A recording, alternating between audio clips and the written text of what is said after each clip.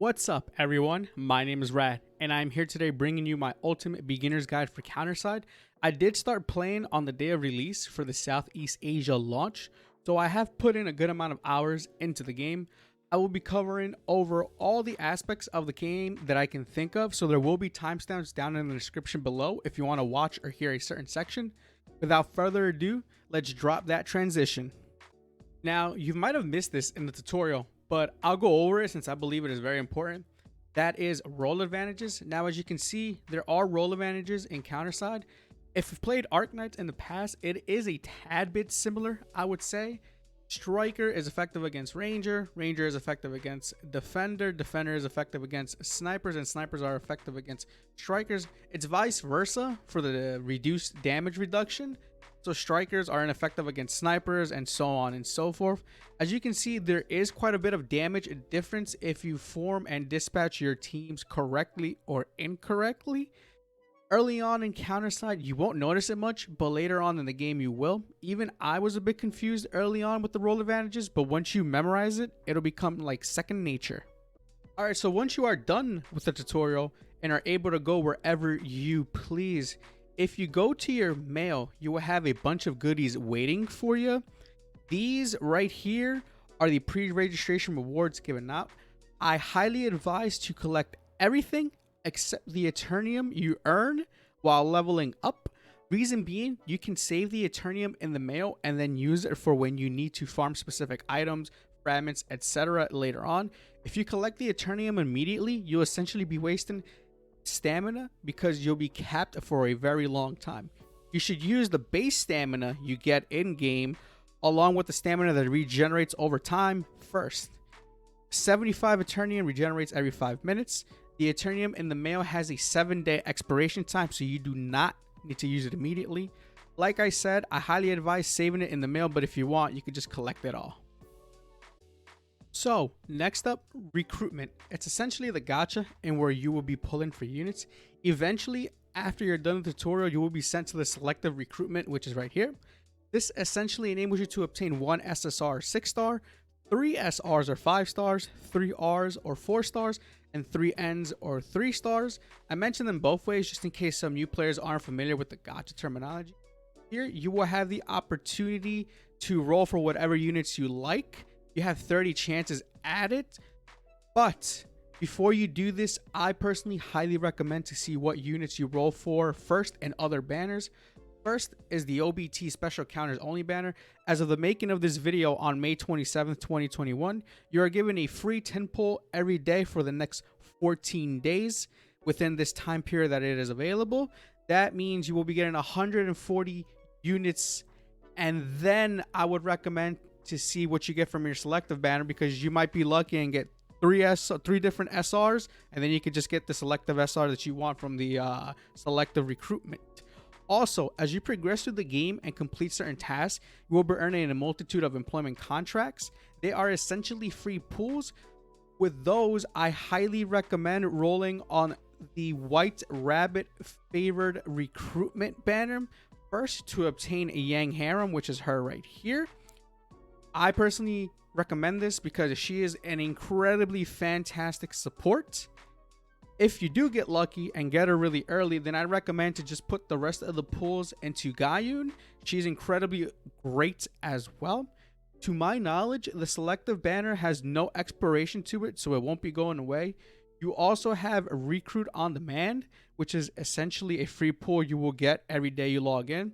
Though at the end of the day, you roll and go for who you like. You don't have to follow a meta. It's always important for you to have fun and be content with what you have. I know there are numerous individuals out there who are about the waifu over meta.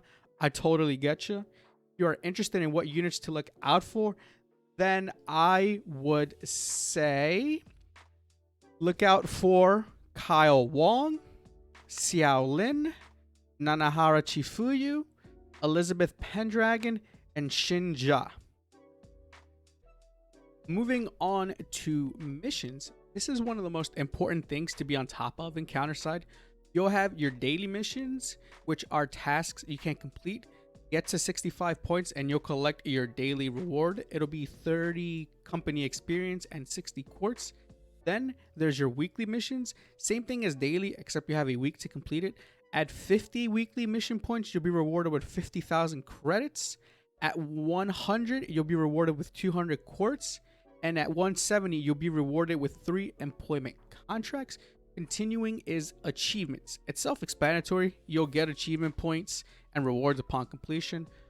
One I do recommend going for is Global Firm. This achievement will net you a free SR ship. You can choose between the Gleipnir or the Abraham. I personally recommend the Gleipnir, but it's your decision to choose what you like.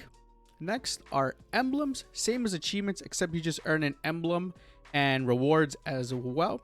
Lastly, Small Firm. This, I cannot stress enough, is something I'd say is mandatory to complete. They are essentially tasks you can complete, and they will net you a whole bunch of great rewards. And trust me when I say this, they will add up over time. Small Firm is probably the heart and soul of missions, so please do not neglect it. It is 100% worth your time and effort for the return of investment you will receive. Branching out from missions, we now move on to new user missions. These are missions essentially for newcomers to the game. Just like small firms, they are equally important to complete. The return of investment in terms of the time you put into it is 100% worth it. The rewards are fantastic. As the days go by, you'll obtain important character materials, ship materials, etc. The reason why I highly recommend it to complete this is because after clearing all the CEO missions, you'll be able to obtain a new CEO coupon for an SSR of your choosing. You can choose one of the following: Xiao, Kyle, Esterosa, Elizabeth, Titan, or Stronghold. Units I recommend from here are Xiao, Kyle, Elizabeth, and Titan, though it will be your final decision on what you'd like to choose. Quickly want to follow up on attendance. These are login rewards. These currently are mainly launch rewards, as they do have an expiration date to them, as you can see right here.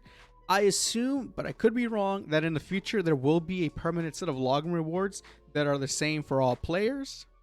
Another quick follow-up: daily support funds. You are able to claim 2,000 Eternium at certain times of the day, which will amount to overall of 4,000 Eternium. Once you acquire both of them first, you are then able to claim the support fund box. This will reward you with 50,000 credits and 800 info every day.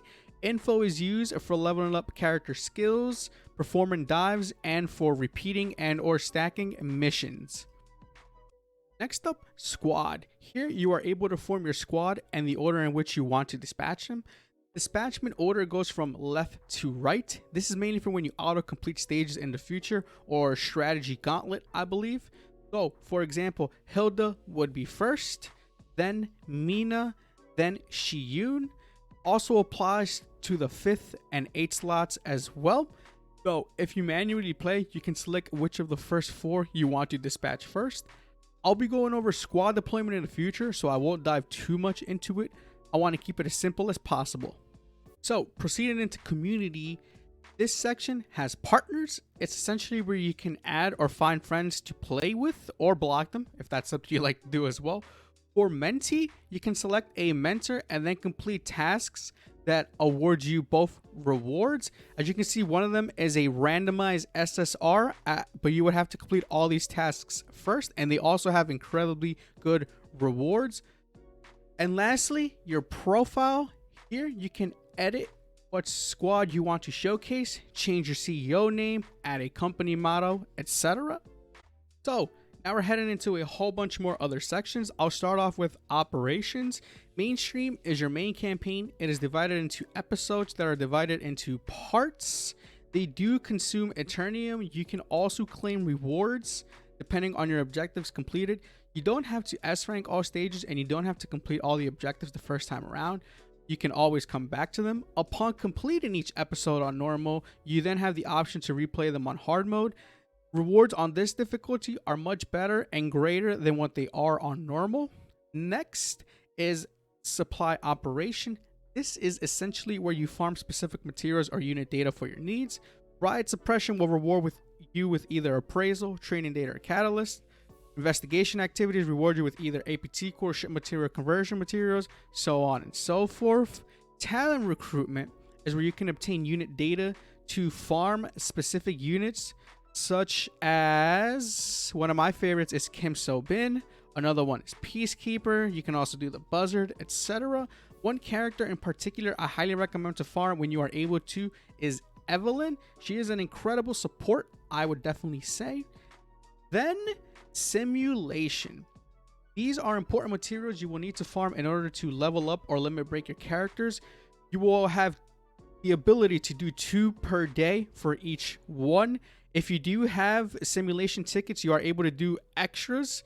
There is no limit to how many more you can do personally, and you can also refresh at least once every day for 30 quartz to get an extra run in. Special attack provides appraisals. These level up units. Special defense training provides skill data. Skill data is used to level up units' skills. And then lastly, anti-air provides APT cores. These are used to limit break your units. Think of limit break as ascension. Then side story. Side stories are obviously side stories that you can play of other characters. It's the best way to describe it, I guess. You can obtain rewards while completing these as well. Then counter cases are just videos based upon the lore of Counterside. They are great and fun to watch. They are specific to certain characters in the Counterside universe. And then lastly is free contract. This is where you'll be farming out gear for your units. And as you can see, depending on which one you do, here you can get tier 2 gear. And episode task 2, you can get tier 3 gear, and then task 3 you can get like tier 4, tier 5 gear. Moving on to world map, this is another essential encounter side. First are dispatch missions. You select a character or squad and then send them on a task or mission. Currently I have them all sent out, but it'll look something like this, and then you'll be able to choose which one you would like. Though note, if you do send out an entire squad, you won't be able to use them anywhere else until they complete the objective. You can't cancel it though if you want. You can also create and or add branch facilities. These further enhance your rewards or are able to give you higher success rates at finding like dives, raids, etc. And talking about those, there's also raids. These will randomly appear when creating or completing dispatch missions. They'll show up here somewhere on the map. I already just completed mine, so my apologies.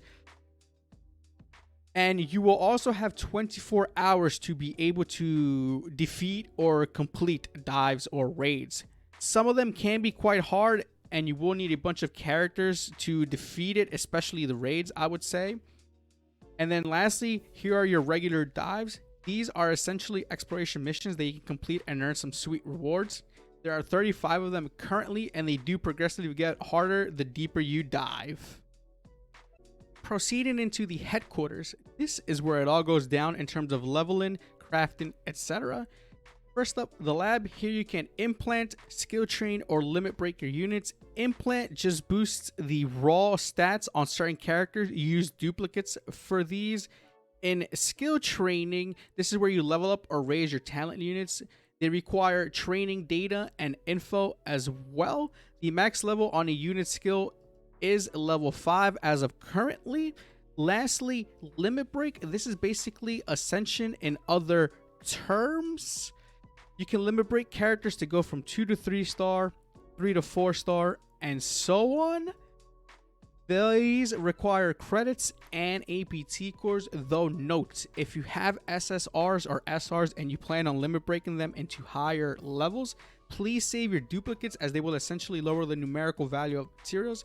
I'll use Shin as an example. As you can see, she requires 150,000 credits, 60 counter APT cores, and 12 counter SAPT cores. But if I add one of her duplicates, you can now see it only requires 30 counter APT cores and 6 counter SAPT cores, basically half of what it originally required. This is super key if you want to be as efficient as possible in terms of limit breaking. Now, workshop. In the crafting facility, you can craft gear, APT cores, supplies, and in the future, event materials. Gear enhancement is similar to implants for a unit, you just enhance material to further make your gear more powerful. Gear tuning is basically where you can just re-roll for affixes on your gear. Then Hangar. In ship construction, you can create ships. The majority of the materials for them is required through the dive shop, which I will talk about in just a bit. These are an investment and will take time to create, so no need to rush anything. Then there is ship service. This is basically limit breaking, but for a ship. Lastly, CEO office. In salary negotiation, you can level up characters using credits and appraisals, but also gain loyalty for them as well. Though this does come at a premium, as the higher you go, the more credits it'll cost. I personally only recommend doing this for characters you really like and plan on getting to the highest level and loyalty you can for them.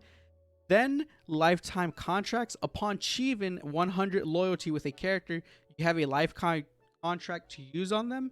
It will make it so that they don't lose any loyalty, gain 20% more XP overall, and have unique voice lines. Also, it'll provide a 2% buff to all statistics upon reaching max loyalty, as they will never disappear. So it is permanent. So Gauntlet is essentially the PvP of counter side. While I personally won't be doing much of that, this can be a game mode for those who are competitive. Rank battle is essentially a 1v1, but both you are manually selecting which operators go in what order. Strategy battle is similar, except the battle is performed automatically, so you select your dispatch order and then it'll play for itself out there. I have tried both and they are fun, though I will say Gauntlet is dependent upon who you are as a gamer. You may or may not like it. Lastly, the shop, but not just the shop list, which is right here. In the shop list, you have season, exchange center, and package and skins. This is just, you know, regular current, well, not regular currency, but paid currency for certain things in the shop, which is essentially this right here. Season is where you can exchange your Gauntlet points that you earn for rewards. It is set so that you can complete page 1 and then you can purchase page 2 and then page 3. You also have the option to exchange Gauntlet points for seasonal rewards, which would be tier 6 material, which is, or excuse me, not material, tier 6 gear, which is fantastic. In the exchange center, which I will bring up right now, right here, you can basically exchange materials you have for other materials. Always check today's deals, because sometimes they'll sell employment contracts for credits, which is quite nice. You can also refresh them and get lucky and potentially get multiple employment contracts. Also, quick shout out to the Planet Mall. When you pull for units, each summon rewards 10 task planet points. If you save 2,000 of these, you can exchange for a randomized SSR unit. There's a lot more to the shop, but it's all categorized well, so you'll know what is what. So yeah, that is basically it. I may have missed something, so I do apologize if I did. I try to be as in-depth and detailed as possible with this beginner's guide. I know that there is a lot to take in since it introduced so much in such a short amount of time, so hopefully this helps. If you enjoyed today's video, please consider subscribing. Definitely would appreciate that. Also rate me a thumbs up or a thumbs down if you like or dislike the video. All constructive criticism is welcome. My name is Rad. You're all awesome. See you later.